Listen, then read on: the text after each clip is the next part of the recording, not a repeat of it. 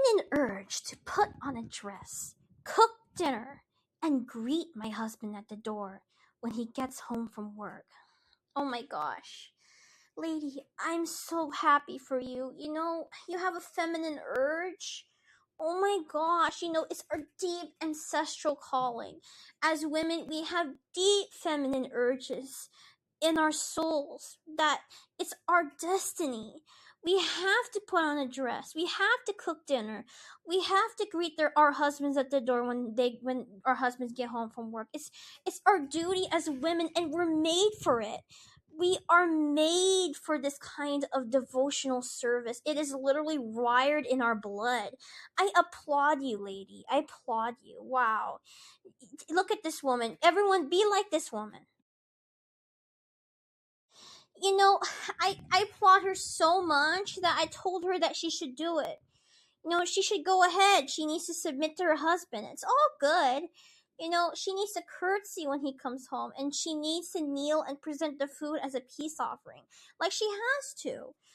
That's exactly how you're supposed to do it. I'm just trying to encourage her. I'm just trying to share with you how it's really done. And if she does that, she's a blessing to all women. I feel really insecure because this woman, she exposed me. She said, "Just say you're jealous." And I'm like, "Oh my gosh, she truly read my mind. She exposed me. She knew." And I said that I am really jealous. Yes, I truly am. I'm so jealous. She doesn't even know how jealous I am. She was right that I was jealous, but she has no idea that I'm really jealous. Because I don't want to work. I want to have a husband to submit to too. I want to make sure that I submit to him, and I curtsy and I obey his every command. And oh my gosh, I really want to bat my eyelashes. I'm so jealous. You mean you get to do this? Oh my gosh, girl goals. Good for her. She's obviously living a way better life than me. Sure, I'm going these boring grown up network events, and I'm working on making money and being independent. But no, no, no. That's too hard. That's too much work. She's having a better life than me. I'm so jealous, I'm so jealous I have to work hard and actually have a personality while she gets to just obey her husband. It's just not fair. Oh my gosh, guys, look, this is incredible. A Christian kids show went viral saying that boys are boys and girls are girls. Oh my gosh, that is so creative and so worthy of being viral. Who would have thought of that? You know, like in order to go viral, there needs to be something that really catches on, that really ignites people, that really rallies people together, and so creative and it's so extraordinary. Like a new franchise or something. And oh my gosh, it dawned on me just one day that boys are boys and girls are girls. It was incredible. I never knew that in my life. Whenever I saw a boy, I used to think, oh, that's just a boy. And when I saw a girl, I would think, oh, that's a girl. And I never thought anything of it. I just thought, oh, they're cute kids. It's okay. They're just kids.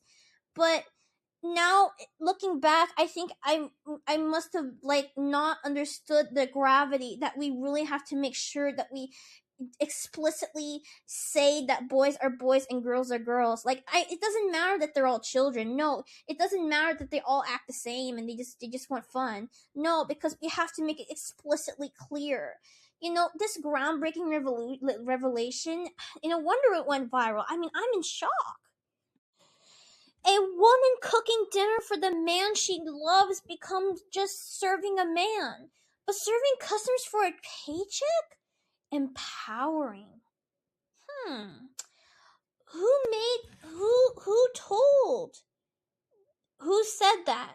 Who is the one that said that a woman cooking dinner for the man she loves is just serving a man? Who said that? Who is the invisible enemy?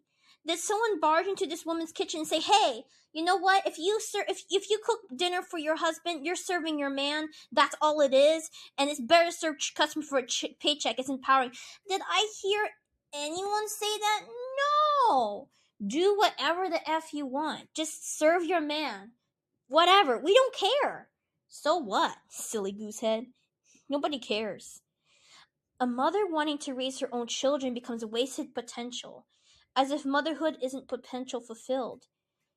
I love motherhood too. I think it's important. I think it's even more important than to have a job. But the thing is, here's the kicker.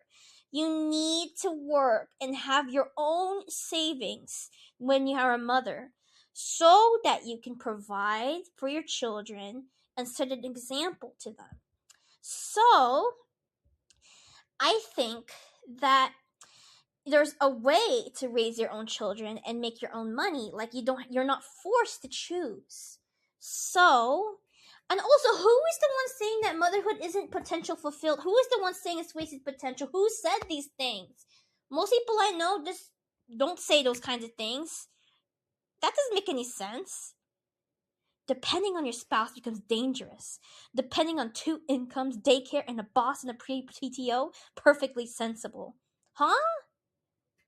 Okay, since you truly have no brain, the reason that depending on your spouse is dangerous is because the man might leave you at any minute out of a whim. If he decides that he could just leave you, he will leave you, and then you will have no money. At least if you have your own income, if he leaves you, you have something. So lady, are you Delulu? Like this is just basic math. Come on, bro. Tolerance is extinction.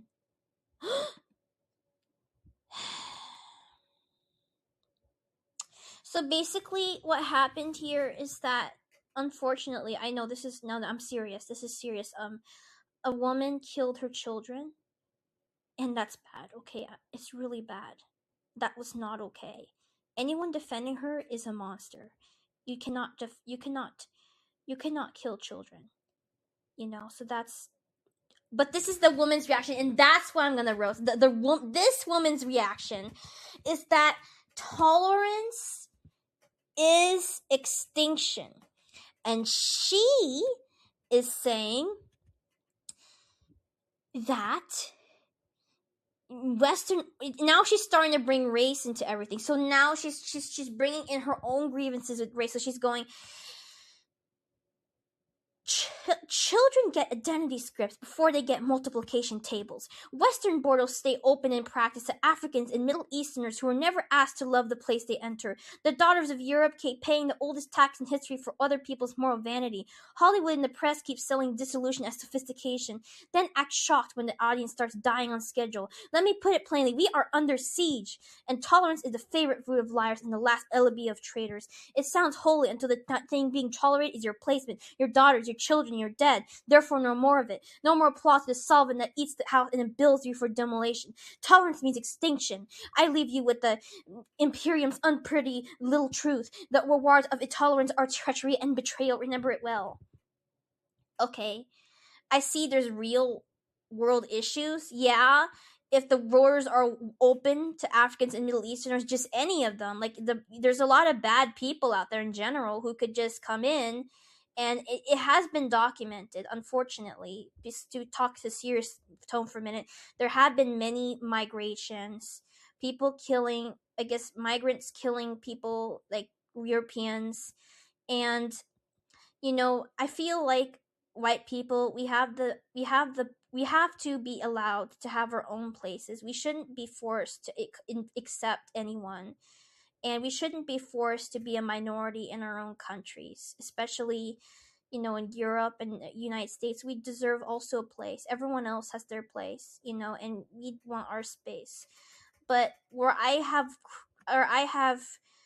have criticism with this is that she's painting the entire race of Africans and Middle Easterners as bad, when the 99% are not bad at all. They're living their own lives, peaceful, and if they want to come here, maybe a few can, not all of them, because we really need to be with other white people. But what if they really need to immigrate and it's just a few? I mean, not a blanket ban. And also, tolerance is not really bad. I mean, tolerance in itself is basically just getting along with everyone in peace, like, you know, like what Jesus would say, just get along with everyone. But also, like, the majority of immigrants are not going to hurt your children. I mean, there are some, and those should be not allowed in, but the majority of them are not going to hurt you. They're also they're also families themselves trying to survive as well. And you know, I get that. You know, the thing is that there's, I don't know what to say. I mean, like, extinction will not have come from tolerance. Extinction will come when you have no more children.